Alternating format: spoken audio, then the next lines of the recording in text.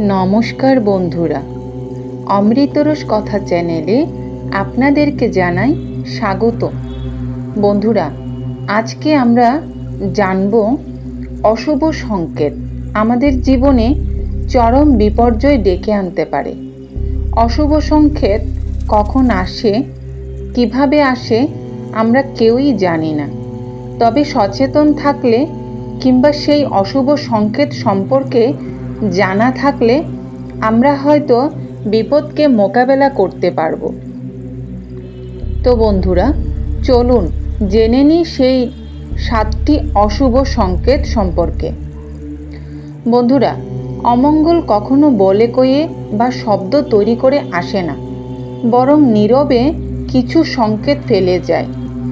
আর সেই সংকেত যদি আপনি চিনতে না পারেন, তাহলে আপনি অজান্তেই ডেকে আনবেন নিজের সর্বনাশ। আজ আমরা জানব এমন 7টি অশুভ সংকেত, যেগুলো যদি আপনার চারপাশে ঘটে তাহলে ধরে নিন অদৃশ্য কোনো বিপদ আপনার দিকে এগিয়ে আসছে। কেউ হয়তো নজর দিয়েছে, কেউ হয়তো টোটকা করেছে, অথবা হয়তো নিয়তির কোনো সতর্কতা।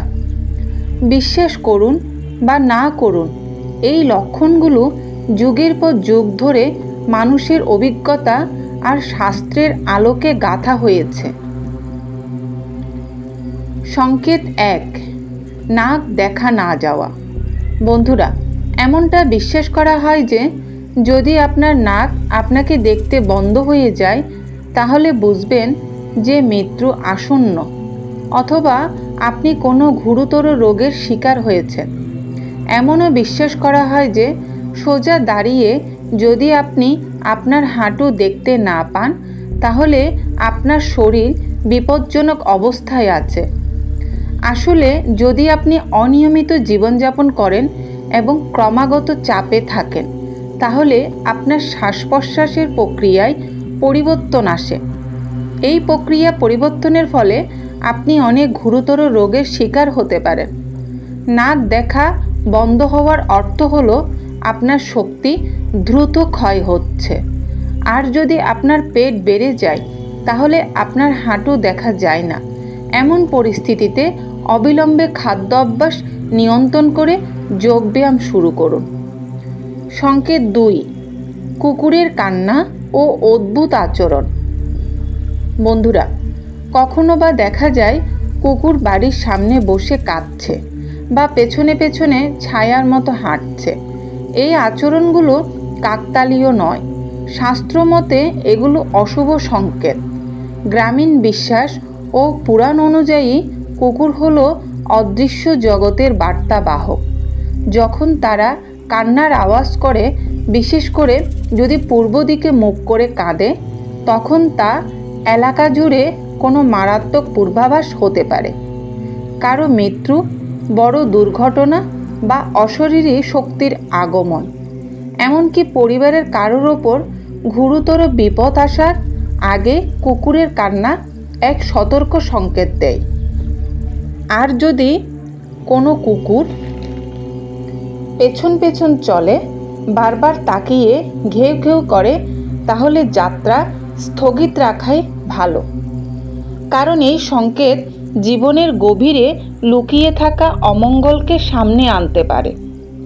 তাই বন্ধুরা, কুকুরের কান্না বা অস্বাভাবিক আচরণকে অবহেলা করবেন না। ওরা বলতেও পারে না, কিন্তু তাদের আচরণে ঈশ্বর আমাদের কিছু বুঝিয়ে দিতে চান। এমন সংকেত পেলে কিছু সময় ধূপ জ্বালিয়ে ভগবানের নাম নিন এবং প্রয়োজনে শাস্ত্রমতে শনিদেব বা ভৈরবের পূজা করুন। সতর্কতা 3, বিড়ালের অশুভ ইঙ্গিত। বন্ধুরা, আপনি কোথাও যাচ্ছেন, হঠাৎ এক কালো বিড়াল আপনার সামনে রাস্তা কেটে চলে গেল। আপনি থেমে গেলেন, কারণ শাস্ত্রে বলা হয়েছে বিড়ালের এই আচরণ কোনো সাধারণ ব্যাপার নয়, বরং এক অশুভ সংকেত। বিশ্বাস করা হয় যখন বিড়াল সামনে দিয়ে রাস্তা কেটে যায়, বিশেষত ডান দিক থেকে বাঁ দিকে, তখন যাত্রা স্থগিত রাখা উচিত। এমনটা করলে আপনার সেই দিনের কাজ ব্যর্থ হতে পারে বা অপ্রত্যাশিত কোনো বিপদ আসতে পারে।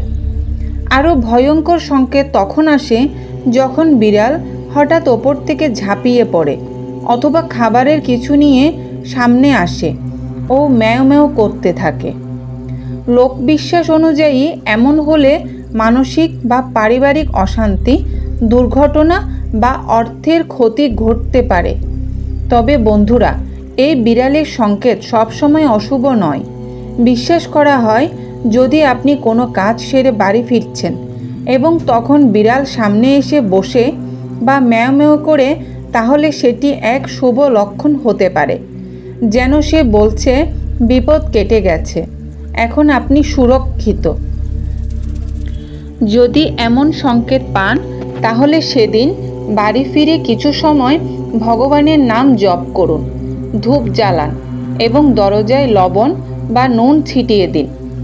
কারণ কখন কোথা থেকে কি আসে তা আমরা জানতে পারি না, কিন্তু সংকেত আগে থেকেই এসে পড়ে।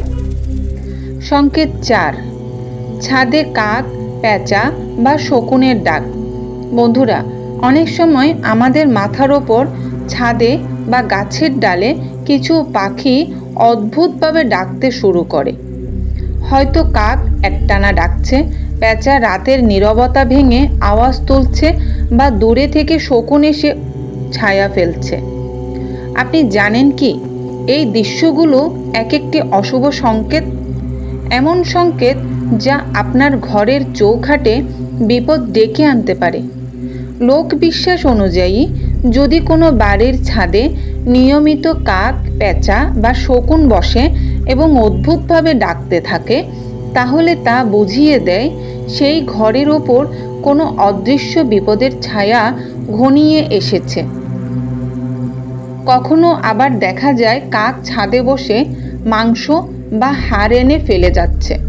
শাস্ত্রে বলা হয়েছে এমন ঘটনা হলে রোগ, অপঘাত বা অকারণে অর্থ ব্যয় ঘটতে পারে।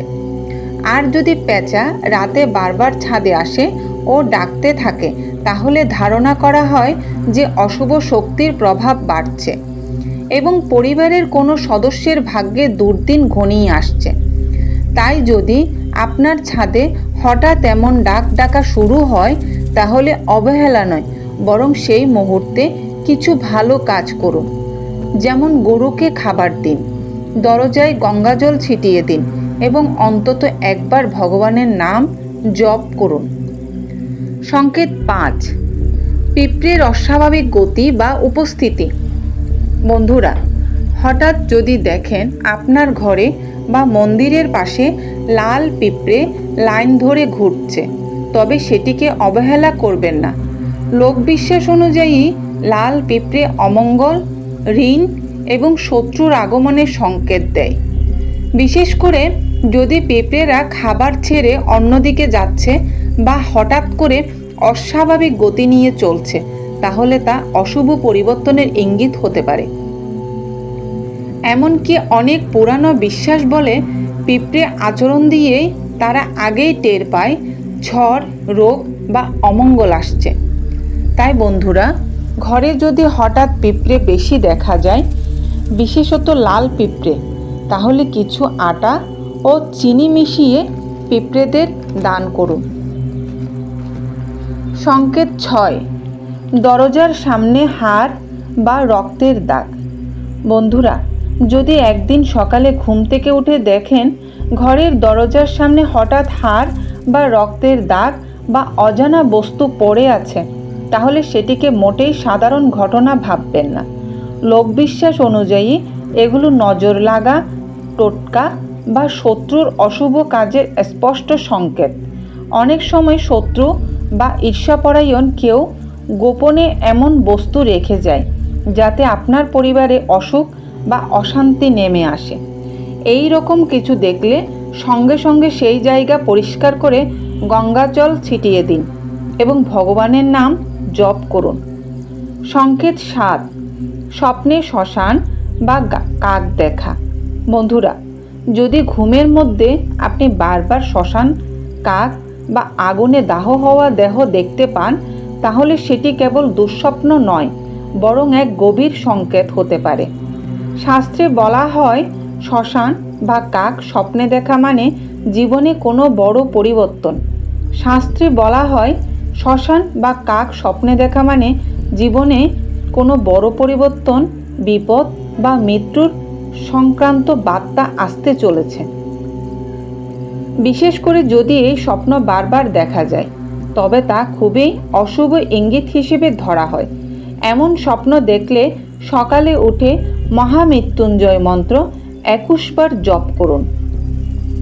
বন্ধুরা, এই 7টি সংকেত আমরা বলেছি কোনো ভয় দেখানোর জন্য নয় বা আজগুবি গল্পও নয়, বরং আপনাকে সচেতন করার জন্য। প্রকৃতি, প্রাণী, পাখি, এমনকি স্বপ্ন, সব কিছুই কোনো না কোনোভাবে আমাদের সঙ্গে যোগাযোগ করে, আমাদেরকে সতর্ক করে যেন আমরা অন্ধকারে না হই, আলোর পথে চলি। পুরাণ শাস্ত্র ও প্রাচীন বিশ্বাস, এরা এক একটি অভিজ্ঞতার প্রতিচ্ছবি। হ্যাঁ, সব বিশ্বাস চোখ বন্ধ করে মানা উচিত নয়, কিন্তু সব কিছুকে কুসংস্কার বলে উড়িয়ে দেওয়া যায় না, কারণ যেটা আমরা বুঝতে পারি না সেটাই তো প্রকৃত রহস্য। তাই মনে রাখবেন, সংকেত এলে ভয় নয়, প্রস্তুতি নিন, ভগবানের শরণ নিন, কারণ ভগবানের আশীর্বাদ থাকলে কোনো অশুভ শক্তি আপনাকে স্পর্শ করতে পারবে না। ভক্তি, সতর্কতা আর বিশ্বাস, এই তিনেই লুকিয়ে আছে আপনার রক্ষা ও মুক্তির পথ। ভিডিওটি ভালো লাগলে অবশ্যই একটি লাইক করে দিবেন আর কমেন্টে লিখুন হর হর মহাদেব। অমৃতরস কথা চ্যানেলটি সাবস্ক্রাইব করে পাশে থাকুন। ভালো থাকুন, সুস্থ থাকুন। ভগবান সকলের মঙ্গল করুক।